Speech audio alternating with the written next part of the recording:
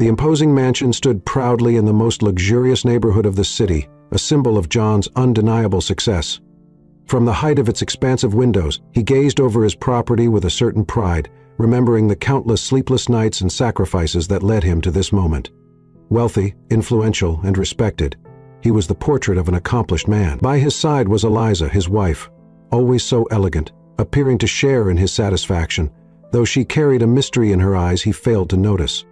"Is this what they call paradise on earth, John?" she asked, in a voice almost too soft. He smiled, embracing her. "Yes, Eliza, this is everything I ever dreamed of, and it's only just beginning for us." John had built his empire with blood, sweat, and determination.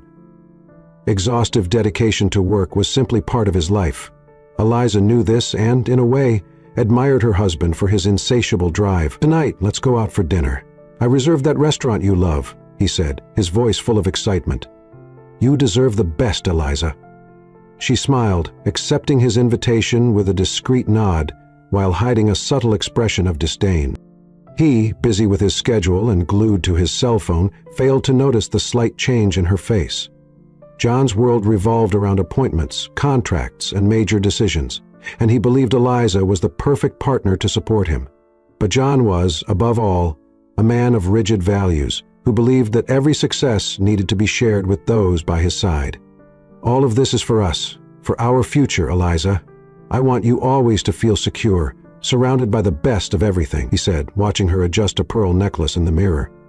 "I know, John. I'm very lucky to be by your side," she replied, slightly enigmatic as she turned to face him, hiding any trace of dissatisfaction. He smiled, convinced that what he had built was solid and true. To him, the life he created was the best it could be.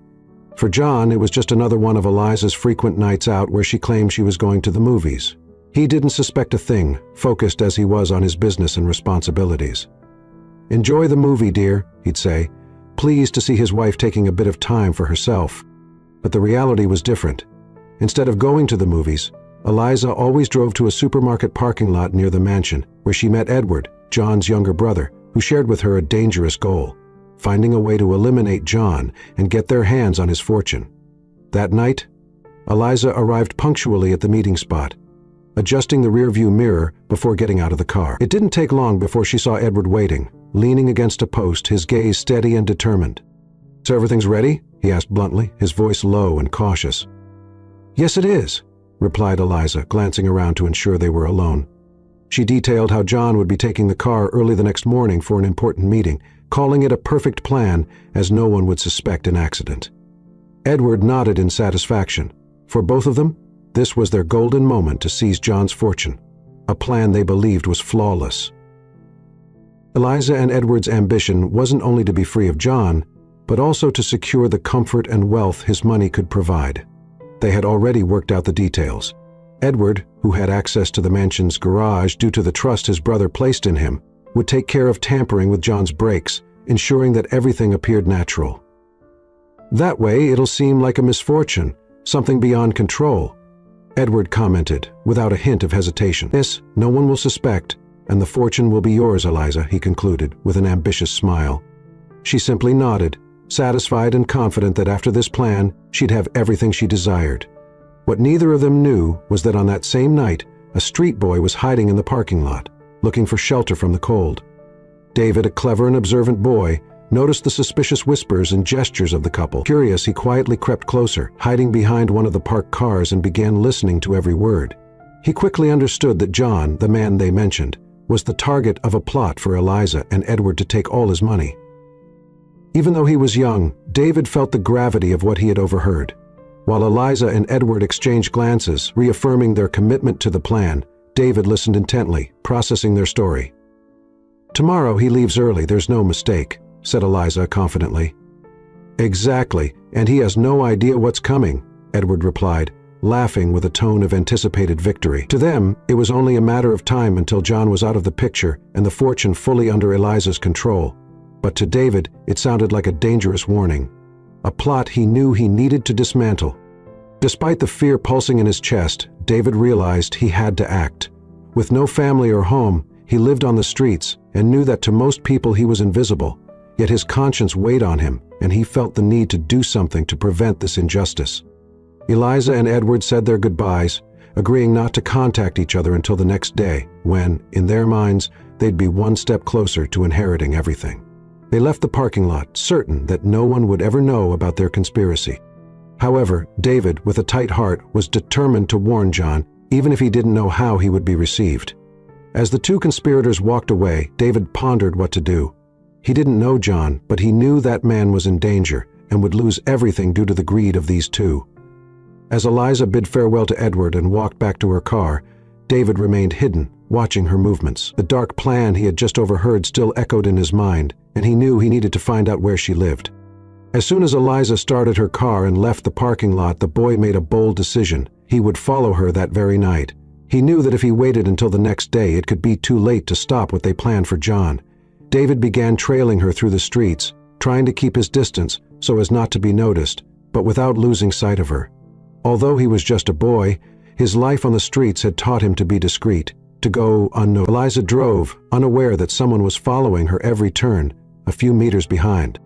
The surroundings began to change. The houses grew larger and more luxurious until she finally turned down a tree-lined lane.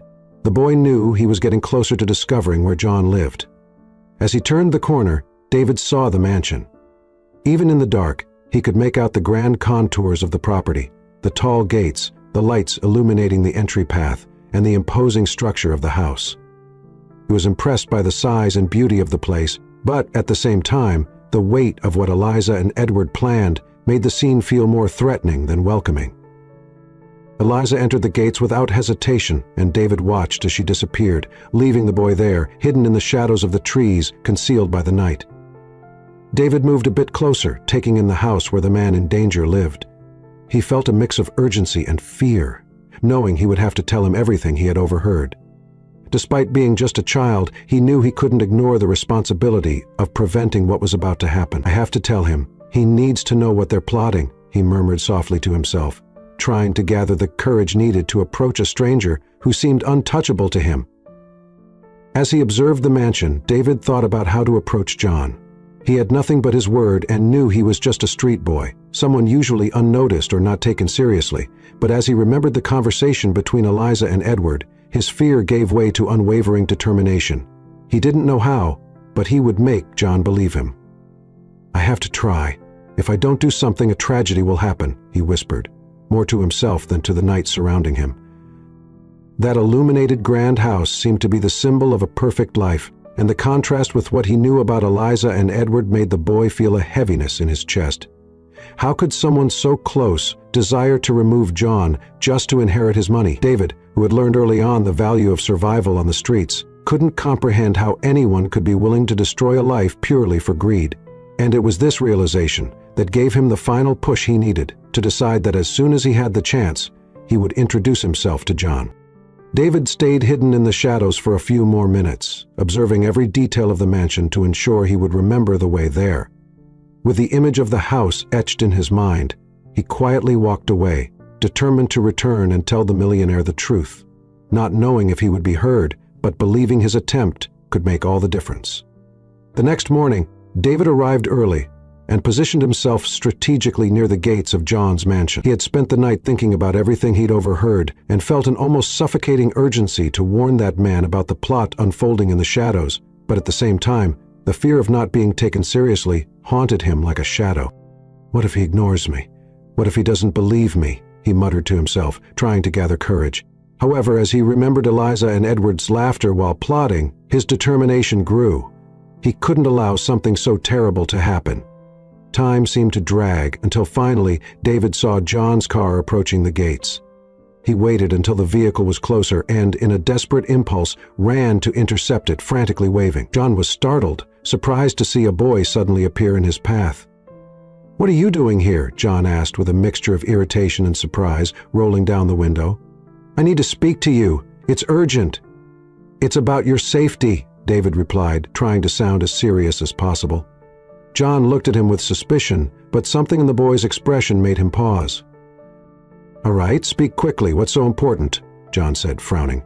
David took a deep breath, feeling the weight of the words he was about to say. "I overheard a conversation. A conversation between your wife and your brother Edward, he began, watching John's every reaction. They're planning something.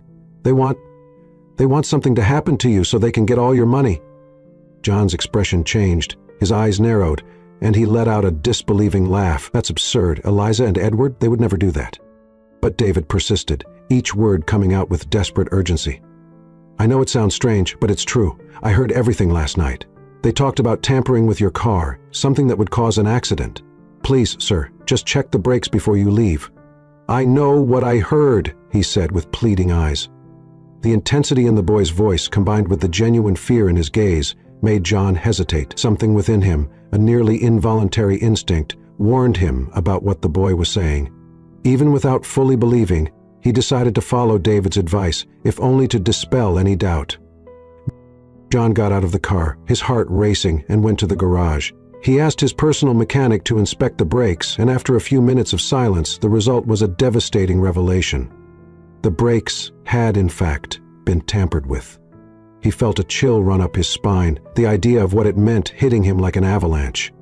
The trust he had always had in Eliza began to dissolve in a cloud of doubt and disbelief. This can't be happening. Not her, not my brother, he murmured, feeling a mixture of shock and betrayal that he could barely process. David watched everything closely, his attentive eyes capturing each reaction of John. Seeing the expression of horror forming on the man's face, he sensed that John finally understood the gravity of the situation. John turned to the boy, now without the look of suspicion. Instead, there was a recognition of the courage the boy had shown by risking everything to tell him the truth. Why did you do this, boy? Why would you risk so much to warn someone you don't even know? David lowered his head, unsure of how to answer. I just knew it was wrong, and that you needed to know.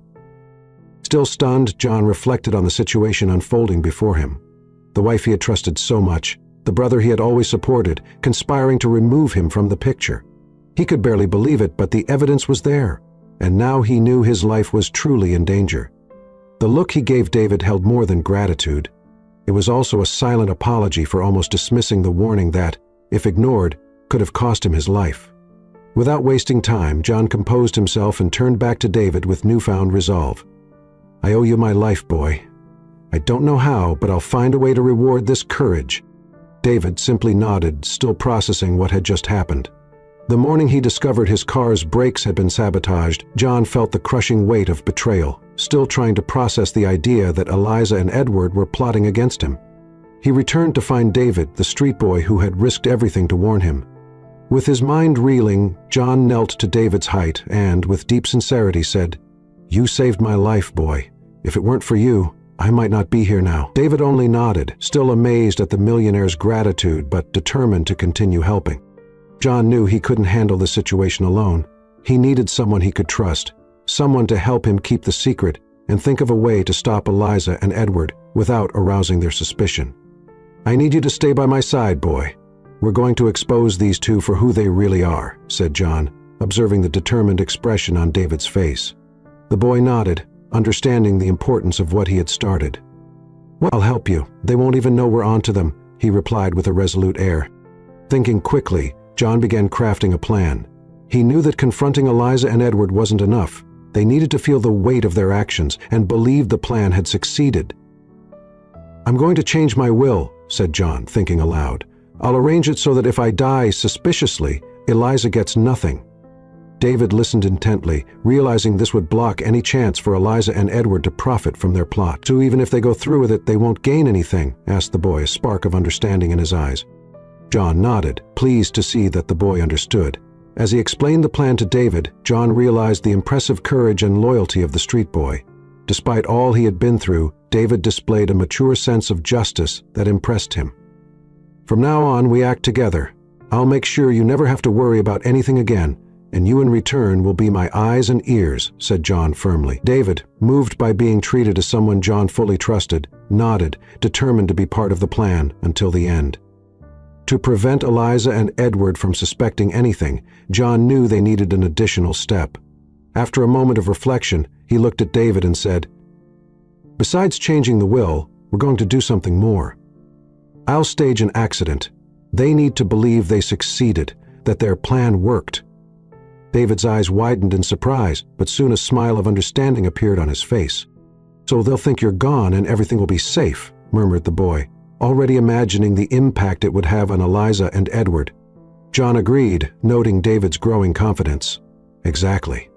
With that, they'll think everything went as planned, and when they're confident, we'll reveal everything," John concluded, satisfied. The boy nodded, more certain than ever that he was on the right side. The decisive night arrived, and John and David were ready to execute the plan they had been perfecting. Before heading to the road, John stopped at a predetermined spot and picked up David, who was waiting anxiously. The boy entered the car and exchanged a determined look with John. "It's time, kid. We need everything to look real so they'll believe it completely," John said, gripping the wheel tightly. David nodded seriously. "I'm with you, Mr. John. Let's do this," he replied, his voice filled with courage and determination. John drove calmly to a deserted road where they had planned to stage the accident. Earlier, he had told Eliza he would spend a few days at the country house to relax. Eliza, satisfied, said goodbye with a subtle smile. "Take care, dear, and enjoy the rest," she said, believing the end was near and that she would finally get what she desired. John, keeping a neutral expression, hid what he knew and set off, taking David with him to the point where they would take the next step of the plan. David. When they arrived at the isolated area, John and David got out of the car and began preparing the scene. The boy observed everything closely, ensuring no detail was left that might reveal it was all a ruse. He searched the car's interior to make sure there were no belongings of John's that could identify him. "Everything's clear here, sir," said David with a firmness that impressed John. "Perfect," he replied, pleased with the boy's precision. The next step was the most delicate. John prepared the device that would trigger the fire, transforming the car into a pile of metal and ash, something no one would question. He and David retreated to a safe distance, and then John activated the device. Flames quickly engulfed the car, illuminating the dark sky with an intense, destructive glow. David watched, both fascinated and apprehensive, as the fire consumed the vehicle until nothing remained but an unrecognizable structure. To anyone who saw the scene, it would appear as the tragic end of a man on a deserted road. The next morning, news of the accident spread quickly. The charred car had been found, and everyone believed John was dead. Eliza received the news with a carefully calculated expression of shock, but her gaze reflected relief. "He really isn't here anymore," she murmured to Edward later as they spoke privately. Edward, unable to hide his grin of satisfaction, replied, "Now we just wait for the inheritance. Everything we wanted is within our reach." Eliza, pretending to be a grieving widow, began to play the role of the inconsolable wife, receiving condolences with a restrained look. To everyone, she was a woman in deep mourning, but in moments of solitude, she was already planning her new future with Edward. The two, believing that everything had gone as expected, felt increasingly secure and confident that John's fortune was within their grasp. Meanwhile, David, who had helped with every detail of the staging, continued to monitor the two, remaining discreet at all times. He observed how Eliza and Edward exchanged satisfied glances and kept discussing details about accessing the inheritance. With every step of the couple in mind, David reported everything to John, who was now safe in his hiding place. "They're completely convinced you're dead, and they're already thinking the money is guaranteed," David said with seriousness. John, listening intently, felt the plan's success drawing near. Now, with confirmation that Eliza and Edward had fallen for the trap, John and David were ready to proceed with the next phase. A few days after the staged accident, Eliza and Edward, now officially the widow and mourning brother-in-law, went to John's lawyer's office to address the inheritance. The two were convinced that nothing stood between them and John's fortune. On the way, Eliza felt a mix of anxiety and excitement she tried to hide at all costs. Edward, by her side, exchanged knowing and confident glances with her, certain that the moment they'd been waiting for had arrived. "Soon all of this will just be a memory," he said with a discreet smile. Eliza agreed with a slight nod, barely able to contain her excitement. Upon entering the office, they were greeted by John's lawyer, who displayed solemn and professional respect. He greeted Eliza and Edward formally, offering them a seat and making it clear that the inheritance process would be handled with the utmost seriousness. "Please be patient. We'll go through all the documents before finalizing anything," the lawyer explained, picking up a hefty folder from the desk. Eliza nodded with a carefully constructed look of grief. She needed to show the lawyer that she was there only as a widow fulfilling formalities. while in truth her heart was in another place, lighter and content. The lawyer began reviewing the will, detailing John's assets and each provision carefully. As she listened to the values, the properties, and every detail, Eliza felt her heart race. She could hardly believe what she was hearing. Everything was exactly as she had dreamed. But then suddenly, the reading of the will took an unexpected turn. "There's a special clause here that was recently added," said the lawyer with a serious look. Eliza and Edward exchanged glances, slightly confused but still maintained their composure. "Just a minor detail, I assume," commented Edward, trying to appear calm without showing any expression. The lawyer continued with the explanation. "The new clause states that John's inheritance can only be received by his wife if he dies of natural causes. In the event of an accident or any suspicious circumstance, the wife and her heirs are excluded from the right to the fortune." The lawyer's voice was firm, each word falling on Eliza and Edward like a bomb. They looked at each other in shock, unable to react for a few moments. Eliza tried to keep her composure, but her eyes betrayed the disbelief and anger beginning to surface. This must be a mistake," said Eliza, her voice slightly trembling, trying to remain calm. Edward, beside her, was trying to absorb what he had just heard. "Yes, what's this about?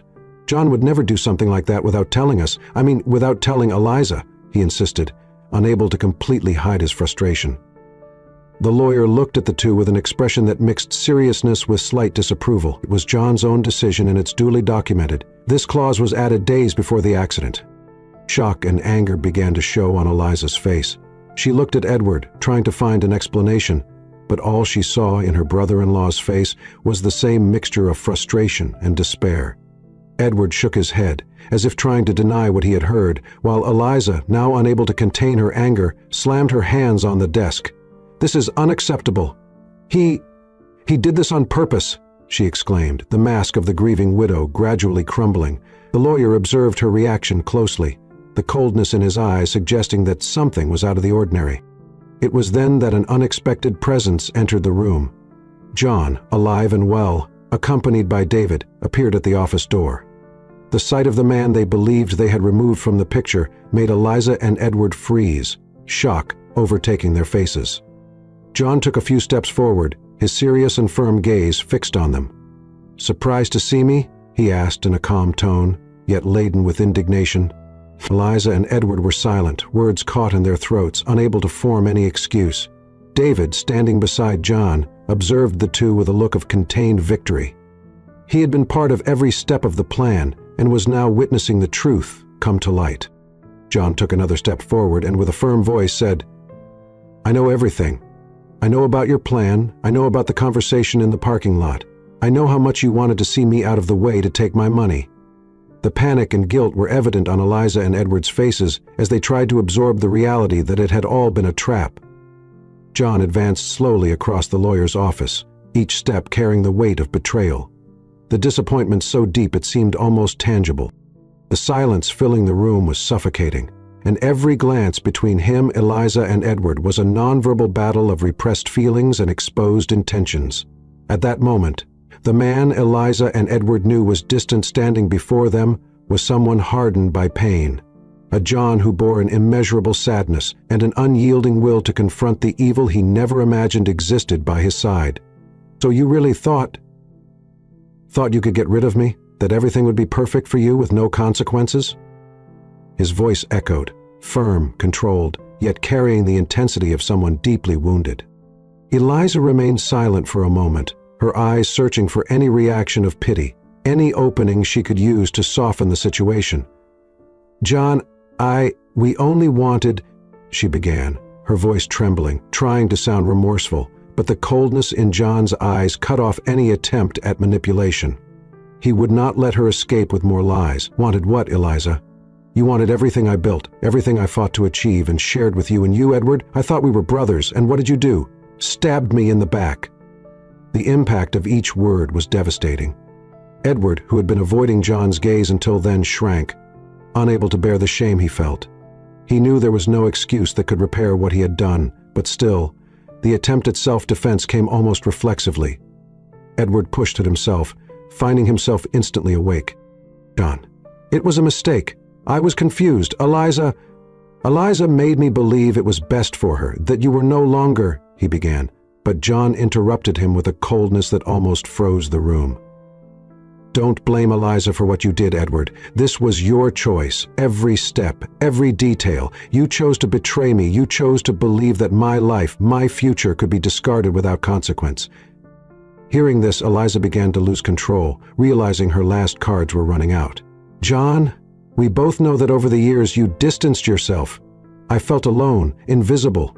You were always focused on your business, on your companies, and all I wanted was someone who truly saw me, she said, her voice now elevated, revealing all the anger and frustration she had kept hidden. I couldn't live in the shadow of a man who was more married to his fortune than to me.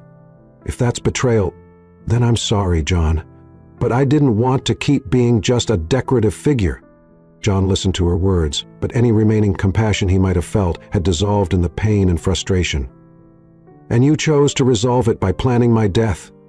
Is that how you respond when something seems out of place, Eliza? Instead of talking, instead of seeking a solution, you chose to take me out of the picture as if I were disposable. He turned his gaze to Edward, the deep sadness still evident on his face. And you, did you ever understand what loyalty is? What family is? Because what you did is as far as one can get from truly being a brother. While John spoke, David, who had remained silent by his side, watched each word delivered like a sentence. He, who had overheard Eliza and Edward's whispers, understood the gravity of it all, but watching John confront them head-on, without fear and with such dignity, felt like witnessing the closure of justice he never imagined possible. The boy's loyalty was unshakable, and he looked at John with a mixture of respect and empathy. Then, with calculated calm, John turned to the lawyer and gave a slight nod. The lawyer, silent until then, signaled with his head, and the door to the office opened. 2 police officers entered, having been called to wait for the moment of the final confrontation. Eliza and Edward, seeing the uniforms, finally realized the depth of their situation. Eliza's mask of calculated coldness broke. She began to struggle, panic finally taking over. "John, you can't do this. I loved you, John. I did this for us," she screamed, her voice now twisted with rage and panic, desperately trying to justify the unjustifiable. John remained firm, unmoved by the screams. "You didn't do this for us, Eliza. You did it for yourself and your greed. If there was an ounce of love, you would have acted differently, but you chose the cruelest path. You were corrupt." As the police handcuffed Eliza and Edward, John felt a painful relief, as if he were closing a chapter of his life in the most bitter way possible.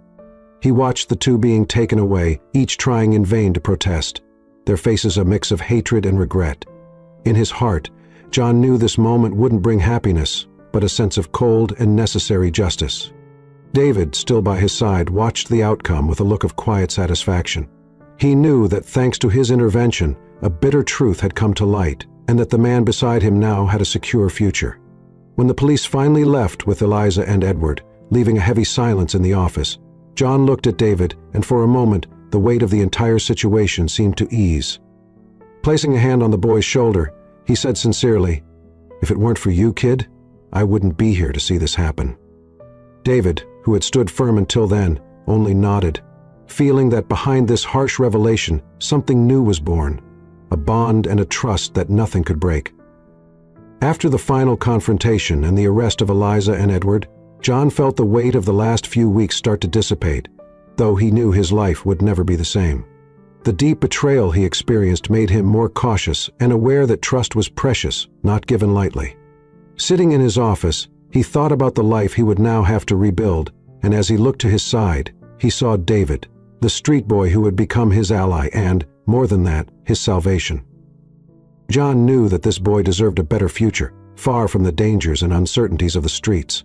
John called David to sit beside him, looking at him with an admiration the boy still didn't fully understand. "You gave me something no one else did, David," said John sincerely. "Your loyalty saved me, and I'll never forget it." David, still shy, looked down, trying to contain his emotions. He knew he had done the right thing, but hadn't expected recognition. "I just did what I thought was right, Mr. John. I couldn't let them do that to you," he replied, his voice almost a whisper. John smiled, feeling a different warmth in his chest. He knew there was something special in this boy, and that their futures were now intertwined in an unexpected way. Then, with a determination that had been maturing over the last few days, he made a decision that would change David's life forever. "I want you to be part of my family, David. I'll take care of you, help you build a future, and more than that, I'll teach you everything I know so you can grow safely and have the opportunities you deserve," he announced with a firmness that made the boy's eyes shine with hope. John's will, which had recently been updated to prevent Eliza from inheriting his fortune, was revised once more, this time with an important addition. David would be the main heir, and John would do everything to ensure he was prepared to take care of the empire he had built with such effort. The lawyer reviewed the papers, while John explained each detail of the new decision to David. "This means that in the future you'll be in charge of everything, but for that we'll work together, learn everything necessary so you can become a wise and just leader." The news made the boy feel a mix of pride and surprise. David, who had grown up without family or structure, could hardly believe what he was hearing. He tried to hold back tears, but his eyes betrayed his emotions, and John, sensing the impact of the news, placed a firm hand on his shoulder. "You deserve it, David, and I'll be by your side every step of the way, so you never have to go through the hardships you've faced until now." At that moment, something profound was sealed between them, a bond that transcended words. David knew that alongside John, he would have a bright future, but also felt the responsibility that came with this trust. He silently vowed to honor everything he was receiving and to become a man of value, just as John believed he could be. From that day forward, they would work together, not only as mentor and apprentice, but as a true family, building a future full of possibilities. With the end of the intrigues and the promise of a shared future, John and David embarked on a new phase of their lives. For both, it was a rebirth. David, the street boy who had risked everything to save John's life, now walked by his side, no longer as a stranger, but as a true member of the family they were forming. John, in turn, felt transformed. Everything he had gone through in recent months had changed his views on loyalty, trust, and the value of true relationships. The mansion's routine adapted to David's presence, and gradually, John introduced him to the secrets of his empire.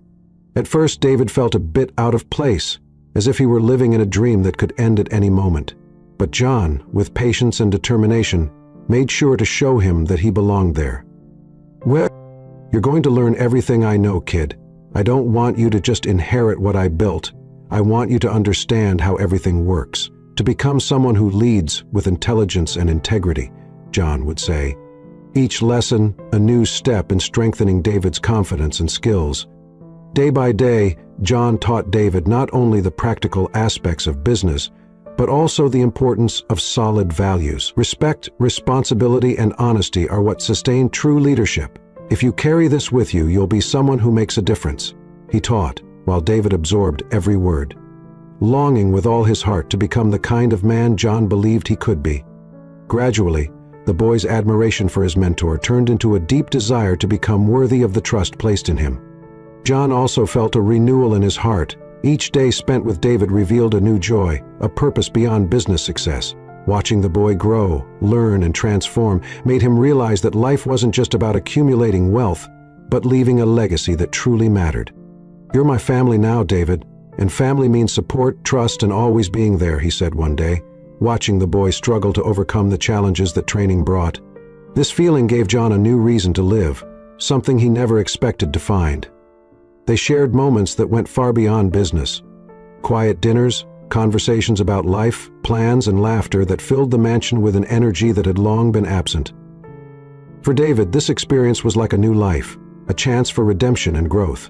And beside John, he finally found a home, something he had always been denied. Gradually, he gained confidence, exploring the potential John saw in him, feeling stronger and more capable each day. As time passed, the bond between John and David solidified, and the two formed a true partnership, father and son, mentor and apprentice. And, even with the challenges ahead, both knew they would face everything together with the unshakable loyalty they had built. In the mansion, the cold, distant silence had been replaced by something warmer and more alive, a new energy built on mutual trust and respect. It was the beginning of a story of overcoming, friendship, and hope. John and David, united by a dark past, now moved toward a bright future. The story of John and David shows us that loyalty and trust are the greatest treasures. John, a man betrayed by those he loved most, found a true ally in the unlikely David, a street boy who risked everything to save him. Together, they teach us that family is not always those who share our blood, but those who choose to stand by us in the most challenging times.